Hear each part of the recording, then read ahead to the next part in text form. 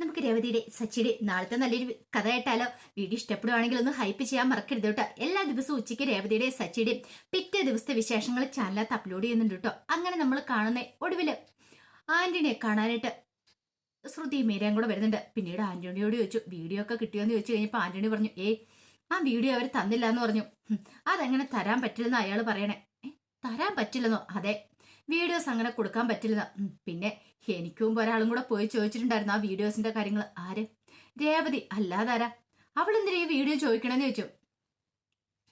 അവൾക്ക് ചിലപ്പോൾ സത്യങ്ങൾ കണ്ടെത്താനായിരിക്കും എന്ന് പറഞ്ഞു. ഒരു കാര്യം ചെയ്യാം, ഇനിയിപ്പം അവരോട് പോയി ചോദിച്ചിട്ടൊന്നും ഒരു കാര്യമൊന്നുമില്ല, അവർ തരത്തില്ല. ഇനി തരണമെങ്കിൽ തന്നെ പോലീസ് എന്ത് ചോദിക്കണമായിരിക്കും, അല്ലാതെ അവർ വീഡിയോ തരത്തില്ലെന്ന് പറഞ്ഞു. അത് കേട്ട് ഇനിയിപ്പം മീര പറഞ്ഞു, എങ്കിൽ നീ ഒരു കാര്യം ചെയ്യ ശ്രുതിയെ വിളിച്ച് കാര്യം പറ.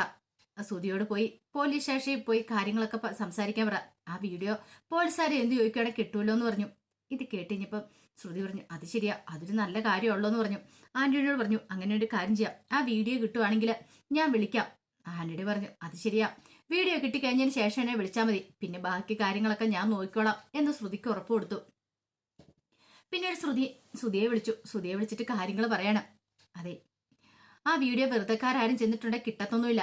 പോലീസ് സ്റ്റേഷനിൽ കൊണ്ട് നീ കംപ്ലൈന്റ് കൊടുത്തിട്ടുണ്ടല്ലോ, അതുകൊണ്ട് സ്റ്റേഷനിൽ തന്നെ ചെന്ന് ചോദിക്കുക. അല്ല, അതിന് ഞാൻ ഇവിടുത്തെ സ്റ്റേഷനിലല്ലോ കംപ്ലൈന്റ് കൊടുത്തിരിക്കുന്നത്. അത് സാരമില്ല, നീ ചെന്ന് ചോദിച്ചു നോക്ക്, അവരോട് പറ ഇങ്ങനൊരു കാര്യമുണ്ട്, ആ വീഡിയോസ് വാങ്ങിക്കാൻ പറ. അപ്പൊ അത് കിട്ടുവാണെങ്കിൽ നമുക്ക് വിശ്വനാഥനെ കുറിച്ചുള്ള ഡീറ്റെയിൽസ് ഒക്കെ തപ്പിയെടുക്കാമല്ലോ എന്ന് പറഞ്ഞു.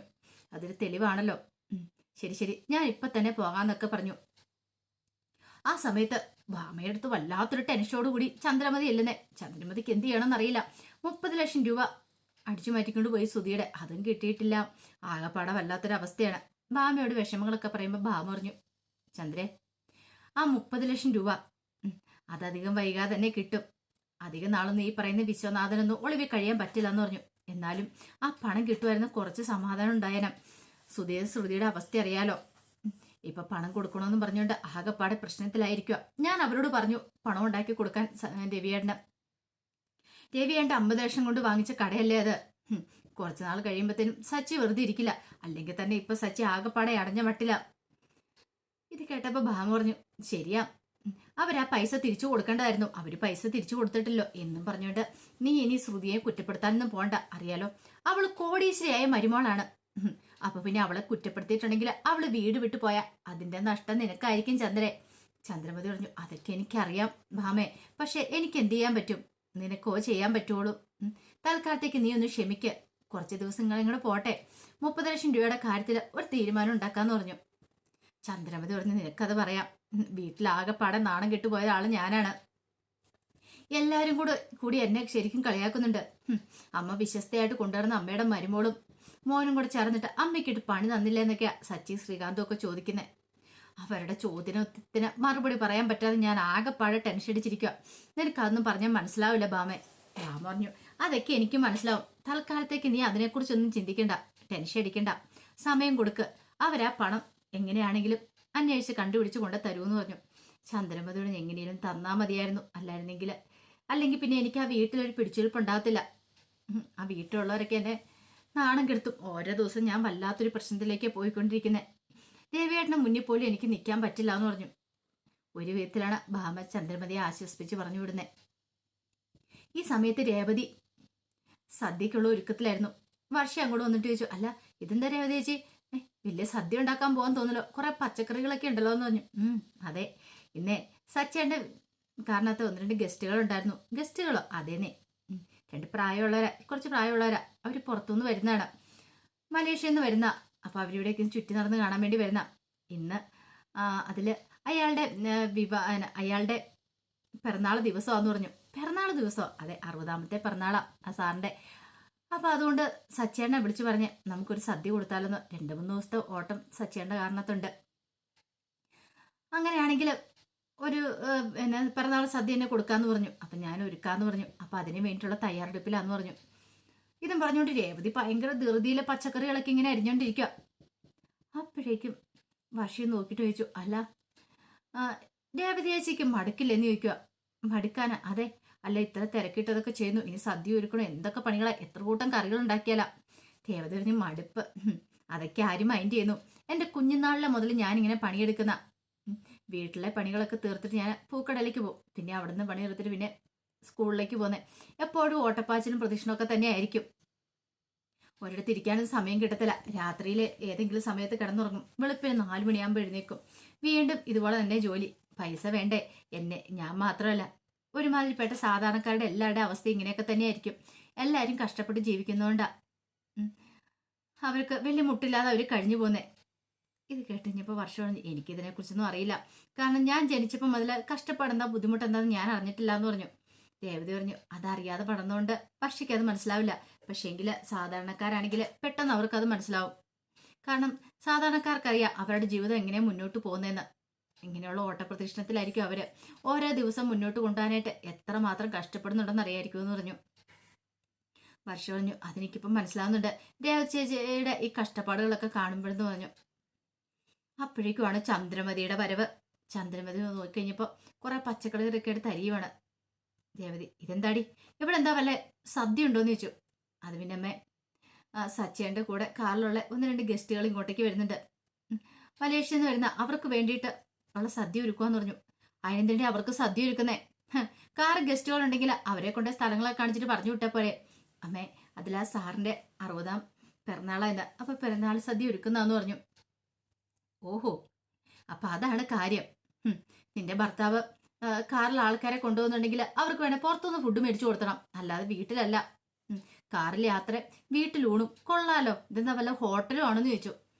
അത് കേട്ട് കഴിഞ്ഞപ്പോൾ രേവതി പറഞ്ഞു, അതൊക്കെ സച്ചേട്ടൻ വരുമ്പോൾ സച്ചേട്ടനോട് ചോദിച്ചു നോക്ക്. സച്ചേട്ടൻ പറഞ്ഞിട്ടാ ഞാൻ ഈ സദ്യ ഒരുക്കണേന്ന് പറഞ്ഞു. എന്തേലും പറയാൻ പറ്റുമോ ചന്ദ്രമതിക്ക്?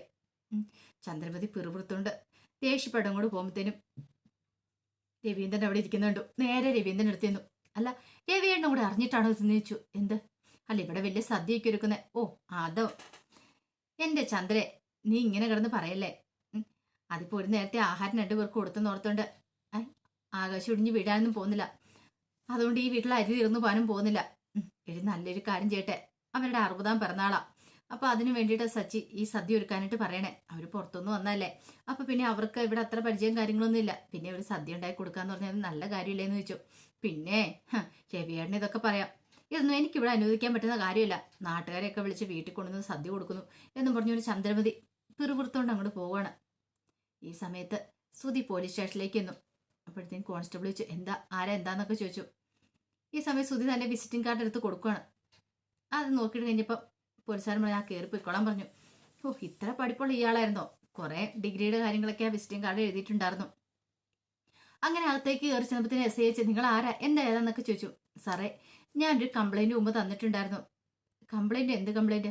അത് പിന്നെ എനിക്ക് വീട് തരാമെന്ന് പറഞ്ഞുകൊണ്ട് ഒരാൾ എന്നെ പറ്റിച്ച് ഒരു 10-30 ലക്ഷം രൂപ അടിച്ചു മാറ്റിക്കൊണ്ട് പോയിട്ടുണ്ടായിരുന്നു. ഇതിനെക്കുറിച്ച് ഞാൻ കംപ്ലൈന്റ് കൊടുത്തിട്ടുണ്ടായിരുന്നു. പക്ഷേങ്കിൽ അയാളെ പിന്നെ പിടികൂടാൻ പറ്റിയിട്ടില്ല. അയാളെ കുറിച്ച് എന്തെങ്കിലും വിവരങ്ങളൊക്കെ ഉണ്ടാകാൻ അറിയാൻ വേണ്ടി വന്നാന്ന് പറഞ്ഞു. അത് കേട്ടിഞ്ഞപ്പോൾ എസ് ഐ പറഞ്ഞു, എന്തെങ്കിലും വിവരങ്ങൾ അറിയാമെങ്കിൽ ഞങ്ങളങ്ങോട്ട് നിങ്ങൾക്ക് വിവരം തരും, അതനുസരിച്ച് നിങ്ങൾ വന്നാൽ മതി എന്ന് പറഞ്ഞു. അത് കേട്ടപ്പോൾ സ്തുതി പറഞ്ഞു, സാറേ, അത് മാത്രമല്ല, ഈ പറയുന്ന ആളുടെ ഒരു CCTV ദൃശ്യം കാര്യങ്ങളൊക്കെ ഇവിടെ അടുത്തൊരു ക്ഷേത്രത്തിലുണ്ട്. ആ ക്ഷേത്രത്തിൽ പോയി നോക്കുവാണെങ്കിൽ അയാൾ ആരാ എന്താന്നൊക്കെ അറിയാൻ സാധിക്കും എന്ന് പറഞ്ഞു.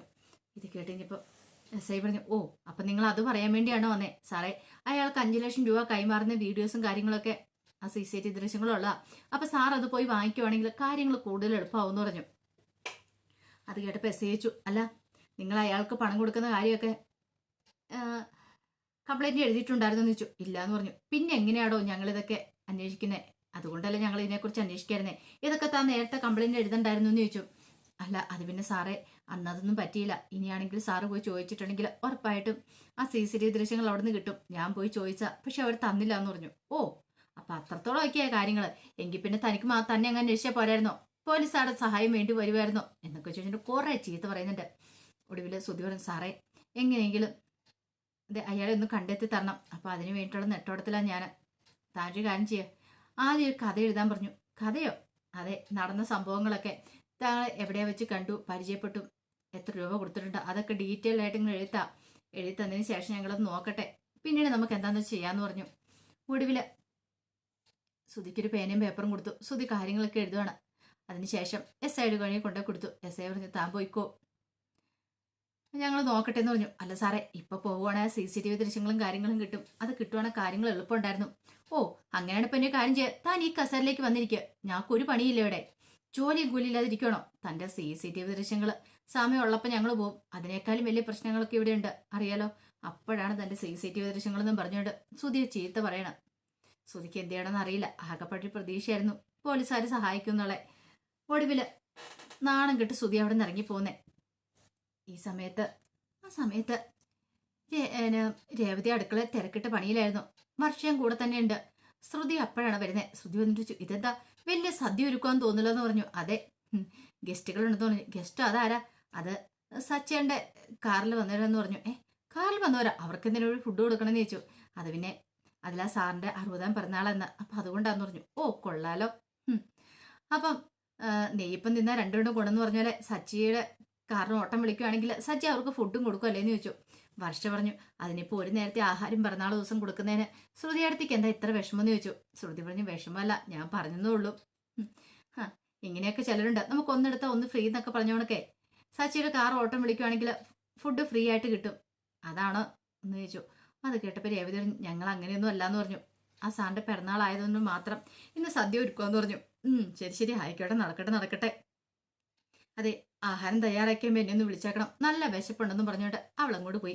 വർഷയ്ക്ക് നല്ല ദേഷ്യം വന്നു. വർഷ രേവതിയോട് പറഞ്ഞു, എന്നാലും ഇങ്ങനെയുണ്ടോ മനുഷ്യന്മാര്?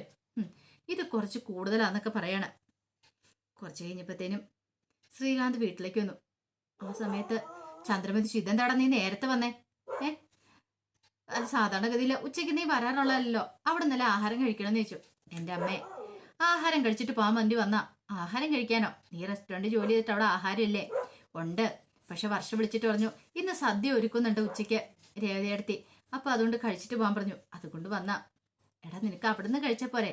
പിന്നെ രേവതി ചേച്ചി ഉണ്ടാക്കുന്ന ആഹാരം, ആ ആഹാരത്തിന് പ്രത്യേക ഒരു ടേസ്റ്റാ.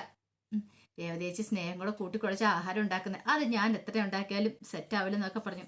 അത് കേട്ടപ്പോൾ ചന്ദ്രമതിക്ക് ഒട്ടും കൂടി ഇഷ്ടപ്പെട്ടില്ല. പക്ഷെ എന്ത് ചെയ്യാൻ പറ്റും? എന്തേലും തിരിച്ചു പറയാൻ പറ്റുമോ?